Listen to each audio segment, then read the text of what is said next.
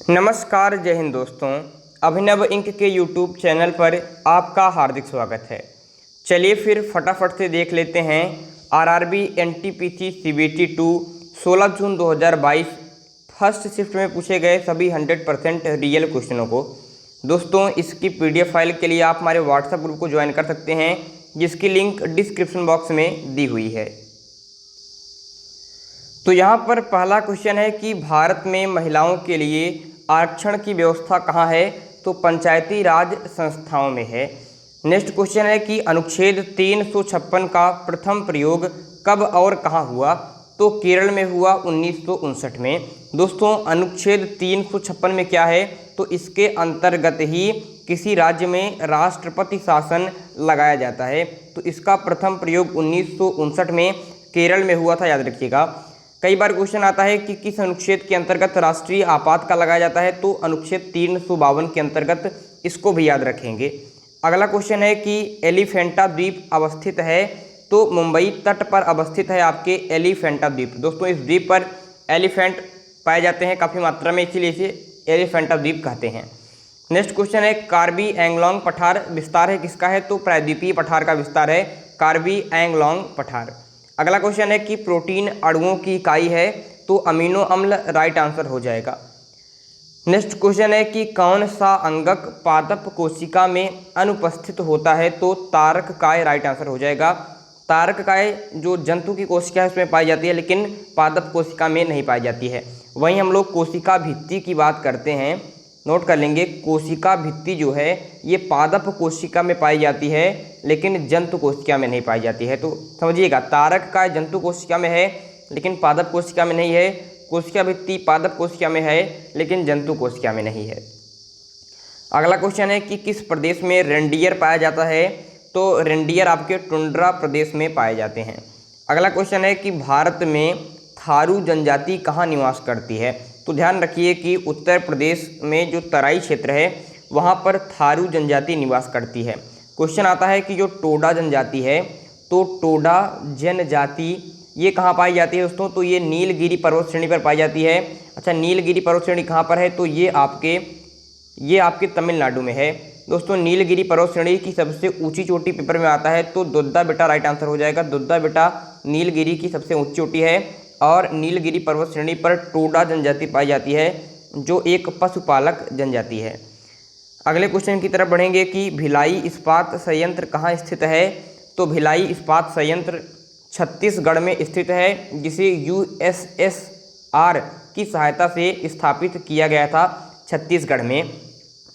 वहीं राउरकेला की बात करते हैं तो राउरकेला को जर्मनी की सहायता से उड़ीसा में स्थापित किया गया था, ये भी लौह इस्पात संयंत्र है। और दुर्गापुरा की बात करते हैं तो ब्रिटेन की सहायता से वेस्ट बंगाल में स्थापित किया गया था दुर्गापुरा लौह इस्पात संयंत्र। और ये तीनों लौह इस्पात संयंत्र भिलाई, राउरकेला और दुर्गापुरा द्वितीय पंचवर्षीय योजना के दौरान स्थापित किए गए थे। ध्यान रखिएगा, प्रश्न पेपर में आता है कि द्वितीय पंचवर्षीय योजना किसके मॉडल पर आधारित थी? तो पीसी महालनोबिस मॉडल पर। अगला क्वेश्चन है कि संसार का सर्वाधिक समस्याकारी जलीय खरपतवार, जिसे बंगाल का आतंक भी कहते हैं, तो हो जाएगा आईकॉर्निया क्रॉसिपस। आईकॉर्निया क्रॉसिपस की बात करते हैं, जिसे कहते हैं जलकुंभी। इसे बंगाल का आतंक कहते हैं। आपके सर्वाधिक समस्याकारी जलीय खरपतवार है जलकुंभी, आईकॉर्निया क्रॉसिपस।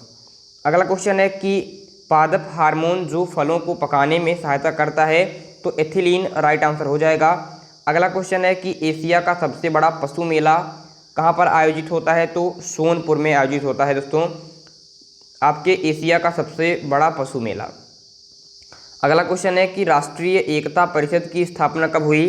तो तत्कालीन प्रधानमंत्री पंडित जवाहरलाल नेहरू ने 1961 में राष्ट्रीय एकता के लिए राष्ट्रीय एकता परिषद की स्थापना की थी। अगला क्वेश्चन है कि विधि के समक्ष समानता किस अनुच्छेद में वर्णित है? तो अनुच्छेद 14 में वर्णित है विधि की समक्ष समानता। अनुच्छेद 15 में कहा गया है कि जाति, धर्म, नस्ल, जन्म स्थान आदि के आधार पर किसी के साथ भेदभाव नहीं किया जाएगा। अनुच्छेद 16 में लोक नियोजन में अवसर की समानता है। अनुच्छेद 17 में स्पृश्यता का अंत है। अनुच्छेद 18 में उपाधियों का अंत है। अनुच्छेद 19 में आपकी स्वतंत्रता है, आपको बोलने की स्वतंत्रता है, संघ बनाने की स्वतंत्रता है।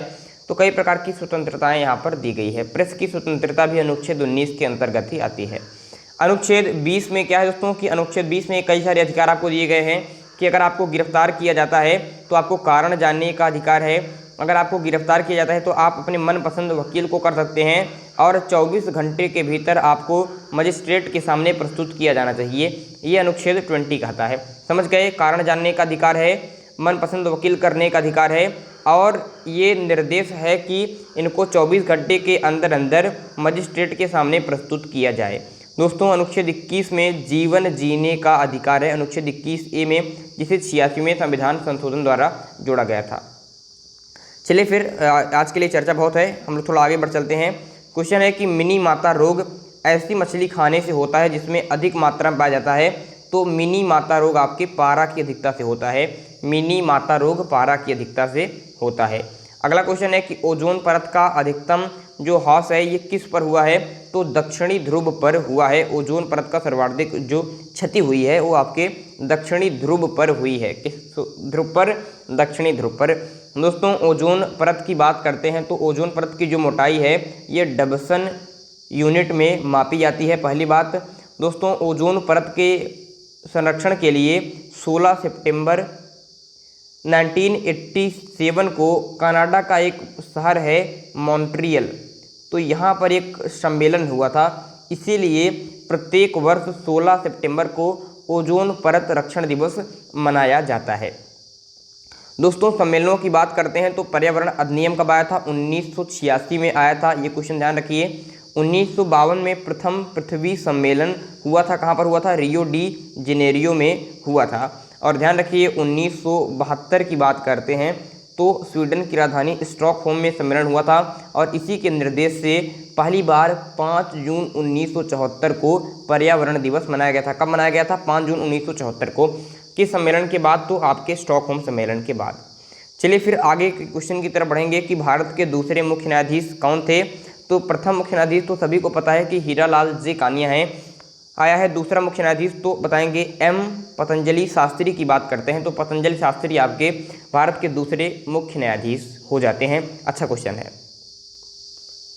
नेक्स्ट क्वेश्चन है कि wild life institute of India कहाँ स्थित है? Wild life institute of India तो देहरादून में स्थित है। भारतीय वन अनुसंधान संस्थान भी देहरादून में है और wild life institute of India भी है। ठीक है। अगला क्वेश्चन है कि महाबलीपुरम नामक एक नए नगर की स्थापना किसने की? अच्छा क्वेश्चन है दोस्तों। पल्लव वंश की बात करते हैं तो पल्लव वंश के प्रथम शासक माने जाते हैं सिंह विष्णु। नोट कर लीजिए, सिंह विष्णु आपके पल्लव वंश के संस्थापक माने जाते हैं। और सिंह आपके विष्णु ने पल्लव वंश की स्थापना की, लेकिन पल्लव वंश का सबसे प्रतापी शासक था नरसिंह वर्मन प्रथम। नरसिंह वर्मन प्रथम, इसने ही महाबलीपुरम नामक एक नए नगर की स्थापना की थी, महाबलीपुरम। अगला क्वेश्चन है कि वाकाटक राज्य का संस्थापक था तो विंध्य शक्ति की बात करते हैं तो विंध्य शक्ति वाकाटक वंश का संस्थापक माना जाता है। अगला क्वेश्चन है कि बोगज कोई अभिलेख में किन वैदिक देवताओं का उल्लेख है दोस्तों? तो बोगज कोई अभिलेख भारत के संदर्भ में सबसे प्राचीन अभिलेख हो जाएगा। बोगज कोई अभिलेख जो मध्य एशिया से मिला है। कहाँ से मिला है? आपके मध्य एशिया से प्राप्त हुआ है बोगज कोई अभिलेख। इसमें वैदिक देवी देवताओं का उल्लेख है। इसके लिए एक ट्रिक है नीम। कौन सी ट्रिक है आपके? ट्रिक है आपके नीम और नीम वी, ये हमारी ट्रिक है। इससे आप याद कर लेंगे कि न से हो जाएगा नासत्य, आई से इंद्र, यम से मित्र, वी से वरुण। तो नासत्य, इंद्र, मित्र, वरुण, ये बोगज कोई अभिलेख में इन 4 देवताओं का उल्लेख मिला है। अच्छा कई बार क्वेश्चन इस तरीके से आता है कि आपके निम्नलिखित में से किस वैदिक देवता का उल्लेख बोगज कोई अभिलेख में नहीं हुआ है? तो ये 4 नाम आपको पता होना चाहिए, नासत्य, इंद्र, मित्र, वरुण। ठीक है, याद रखेंगे। अगला क्वेश्चन है कि हिंदू विधवा पुनर्विवाह कानून कब पारित हुआ? तो 1856 ईस्वी में पारित हुआ हिंदू विधवा पुनर्विवाह कानून। ठीक है, हिंदू विधवा पुनर्विवाह कानून। दोस्तों ईश्वरचंद विद्यासागर के ही प्रयासों से यह कानून पारित होने में सक्षम हुआ था। अगला क्वेश्चन है कि 1916 ईस्वी के लखनऊ अधिवेशन के अध्यक्ष कौन थे? दोस्तों ये 1916 ईस्वी का ही कांग्रेस का अधिवेशन था जिसमें कांग्रेस और मुस्लिम लीग दोनों एकजुट हुई थी और कांग्रेस में भी नरम दल और गरम दल एक हो गए थे। ये लखनऊ अधिवेशन ही था और इसकी अध्यक्षता की थी अंबिका चरण मजूमदार ने। दोस्तों, इसी लखनऊ अधिवेशन के बाद गांधी जी को चंपारण सत्याग्रह करने के लिए आह्वान किया गया था राजीव शुक्ला के द्वारा। याद रखिए, क्वेश्चन काफ़ी इंपॉर्टेंट है। दोस्तों, 1917 ईस्वी के कांग्रेस अधिवेशन की अध्यक्षता किसने की थी? तो याद रखिए कि आयरलैंड की एक महिला थी एनी बेसेंट, उन्होंने आपके अध्यक्षता की थी 1917 ईस्वी के कांग्रेस अधिवेशन की। और ये आपके इंडियन नेशनल कांग्रेस की बात करते हैं, उसकी प्रथम महिला अध्यक्ष कौन है? तो आपके एनी बेसेंट है। अच्छा, कई बार लोग कंफ्यूज हो जाते हैं और कहते हैं नहीं सर, हमने तो सरोजनी नायडू पढ़ा है। आपने बिल्कुल सही पढ़ा है सरोजनी नायडू, लेकिन क्वेश्चन में अंतर देखिएगा। आपने सरोजनी नायडू बिल्कुल सही पढ़ा है, लेकिन अंतर है। सरोजनी नायडू ने 1925 ईस्वी का जो कांग्रेस का अधिवेशन हुआ था कानपुर में, उसकी अध्यक्षता की थी। और आपके एनी बेसेंट ने 1917 ईस्वी के कांग्रेस अधिवेशन की अध्यक्षता की थी। तो एनी बेसेंट तो इंडियन नेशनल कांग्रेस की प्रथम महिला अध्यक्ष हैं, लेकिन ये विदेशी हैं क्योंकि ये आयरलैंड की थी। अगर क्वेश्चन इस तरीके से आए कि इंडियन नेशनल कांग्रेस की प्रथम भारतीय महिला अध्यक्ष कौन है, तब सरोजनी नायडू होगा। वैसे प्रथम महिला एनी बेसेंट है, लेकिन प्रथम भारतीय महिला सरोजनी नायडू है। तो अंतर समझ लीजिएंगे तो कोई कन्फ्यूजन आपको नहीं होगा। अगला क्वेश्चन है कि जो चटगांव षड्यंत्र है 1930 ईस्वी में हुआ था। अच्छा, कई बार ये क्वेश्चन आता है कब हुआ था? तो चटगांव षड्यंत्र 1930 ईस्वी में हुआ था और सूर्यसेन इससे संबंधित व्यक्ति हैं। सूर्यसेन, चटगांव षड्यंत्र 1930। अगला क्वेश्चन है कि लंदन में करजन वाइली की हत्या किसने की? तो 1909 ईस्वी में हत्या हुई थी करजन वाइली की। कहाँ पर? लंदन में हुई थी। और किसने की थी? तो मदन लाल धींगरा ने की थी। मदन लाल धींगरा ने करजन वाइली की हत्या की थी 1909 ईस्वी में। कहाँ पर? तो लंदन में। ये इतिहास के क्वेश्चन काफ़ी अच्छे हैं। चटगांव षड्यंत्र 1930 में चटगांव षड्यंत्र सूर्यसेन संबंधित हैं। और 1916 ईस्वी का लखनऊ अधिवेशन अंबिका चरण मजूमदार। हिंदू विधवा पुनर्विवाह अधिनियम 1856 ईस्वी। और ये बोगस को अभिलेख नासत्य इंद्र मित्र वरुण। ये वाकाटक राज्य का संस्थापक बिंदी शक्ति। और महाबलीपुरम नामक एक नए नगर की स्थापना नरसिंह वर्मन प्रथम। ये प्रश्न आप याद रखिए, इतिहास के लिए काफ़ी इंपॉर्टेंट है। चलिए फिर आज के लिए ये क्वेश्चन आपके लिए सफिशिएंट है आने वाले शिफ्टों के लिए। अगर क्वेश्चन अच्छा लगा हो तो लाइक कीजिएगा। इसकी PDF फाइल के लिए हमारे व्हाट्सएप ग्रुप को ज्वाइन कर लीजिए, जिसकी लिंक डिस्क्रिप्शन बॉक्स में दी हुई है। बाकी जो भी शिफ्ट हुए हैं उनके एनालिसिस के लिए आप हमारे प्लेलिस्ट को देख सकते हैं, जाकर अवश्य ही विजिट करें। धन्यवाद, बाय बाय।